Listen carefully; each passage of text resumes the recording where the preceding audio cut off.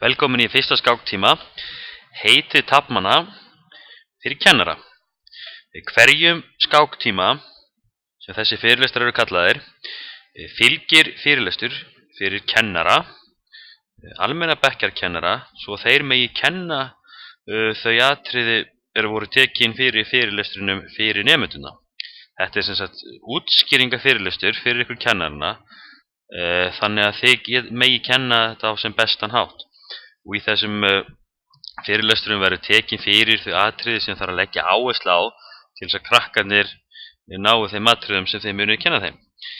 Það er gengið út frá því að kennarar kunni voða lítið í skák, þannig að almennir bekkjarkennarar geti notast við þessi myndbönd til þess að kenna sínum bekk grundvallaratriði í skák.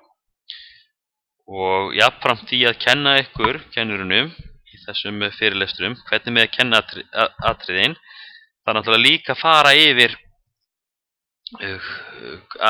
hvernig hlutinni virka í þessum atriðum, þannig að það er líka að kenna ykkur en það sem er að kenna krökkunum. Og við skulum taka fyrir hérna fyrsta mannin. Þetta er kóngur, þetta er drottning, maður getur farið aðeins hraðar yfir en hjá 8 ára, 6, 7, 8, 9 ára gömlum nemendum sem fyrirlestunir eru ætlaðir.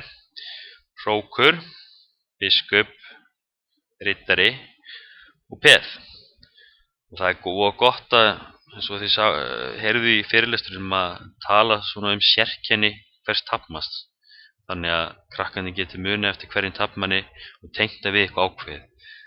Kóngurinn, hann er með krossin, drottningin með kórónuna, hrókurinn er svolítið eins og turn, biskupinn með svona kúlu á hausnum, riddarinn náttúrulega eins og hestur og peði síðan þessi litlu.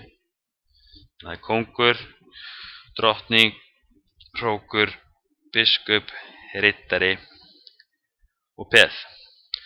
Lengra verður þessi fyrirlestur ekki fyrir kennara, enda er þessi atriði nokkuð auðlærð. Takk fyrir þennan tíma.